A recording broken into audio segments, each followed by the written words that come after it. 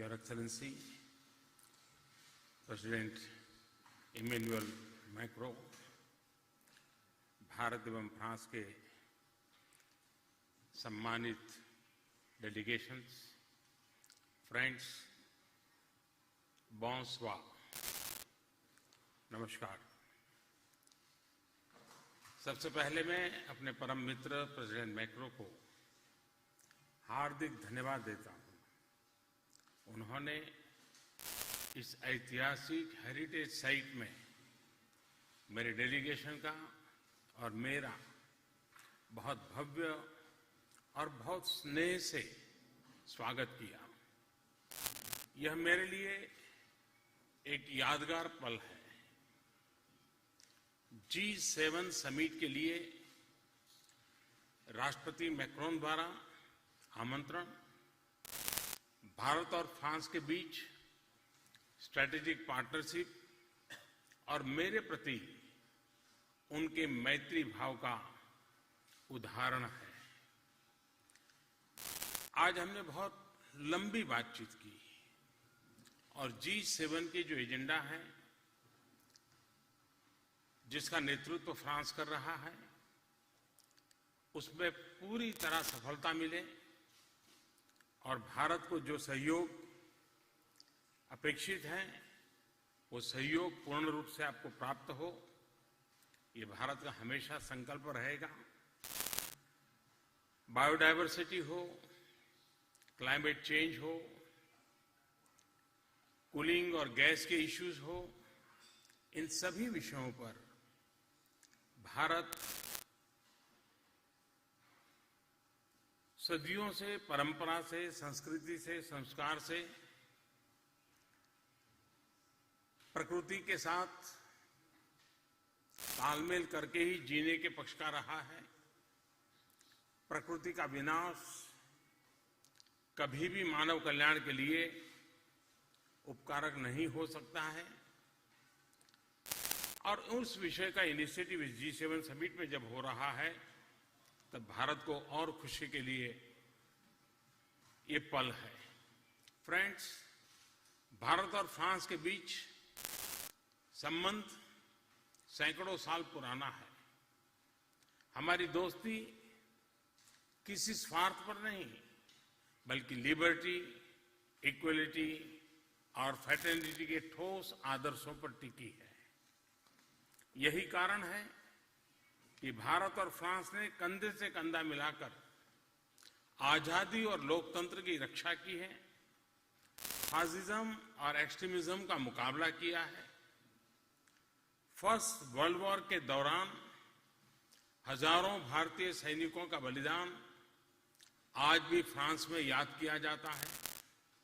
आज आतंकवाद, climate change, environment और टेक्नोलॉजी के समावेशी विकास की चुनौतियों का सामना करने के लिए फ्रांस और भारत एक साथ मजबूती से खड़े हैं। हम दोनों देशों ने सिर्फ अच्छी अच्छी बातें ही नहीं की, ठोस कदम भी उठाए हैं। इंटरनेशनल सोलर अलायंस भारत और फ्रांस की ऐसी ही एक सफल पहल है। फ्रेंड, 2 दशकों से हम स्ट्रैटेजिक पार्टनरशिप की राह पर चल रहे हैं। आज फ्रांस और भारत एक दूसरे के भरोसेमंद पार्टनर हैं। हमारी कठिनाइयों में हमने एक दूसरे का नजरिया समझा है और साथ भी दिया है।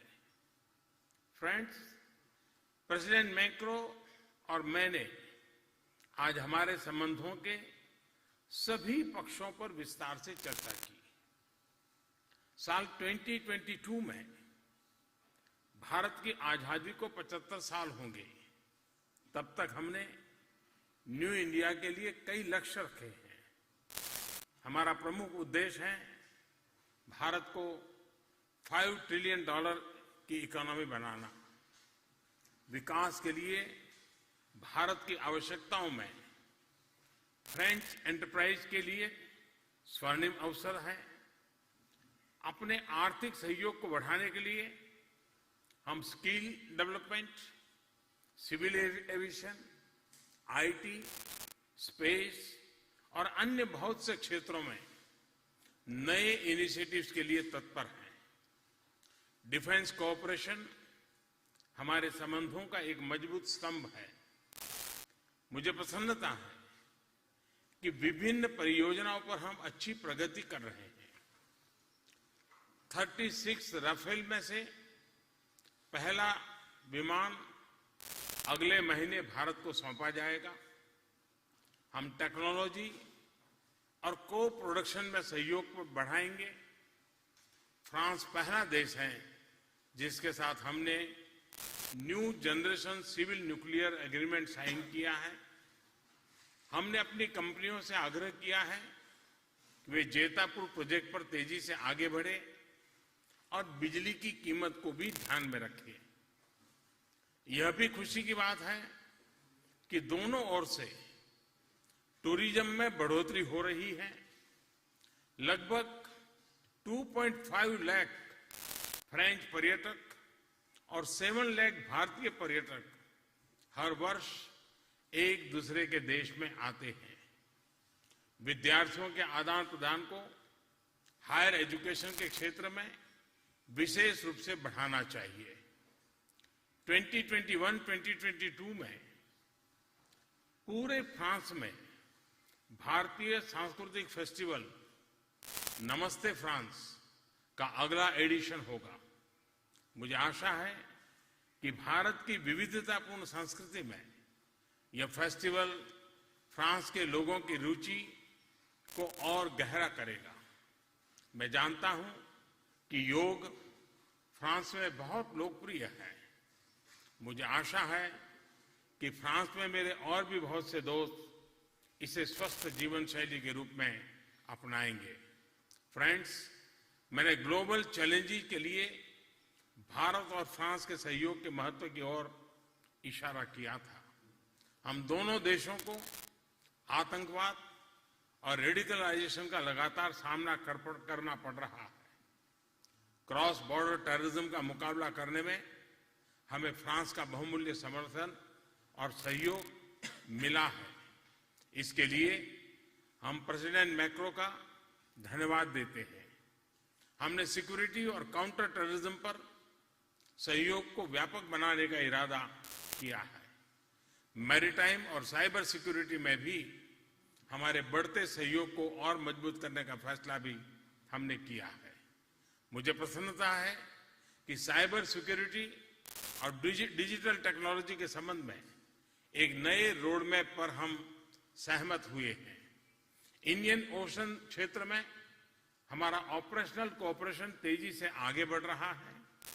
इस क्षेत्र में सुरक्षा और सभी के लिए प्रगति सुनिश्चित करने में यह सहयोग महत्वपूर्ण होगा।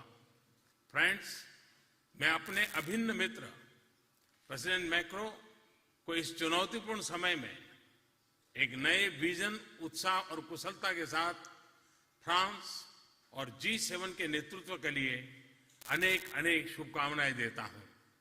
एक्सेलेंसी, इस प्रयास में 1.3 बिलियन भारतीयों का पूरा सहयोग और समर्थन आपके साथ है। हम दोनों देश मिलकर सुरक्षित और समृद्ध विश्व का मार्ग प्रशस्त कर सकते हैं। बीआरटीज में G7 समिट में भाग लेने के लिए मैं उत्सुक हूं और इस समिट के लिए आपको और पूरे फ्रांस को अनेक अनेक शुभकामनाएं देता हूं। आपके स्नेहपूर्ण निमंत्रण के लिए एक बार फिर बहुत बहुत आभार प्रकट करता हूं। धन्यवाद। मर्सी बकू। औ बुआ।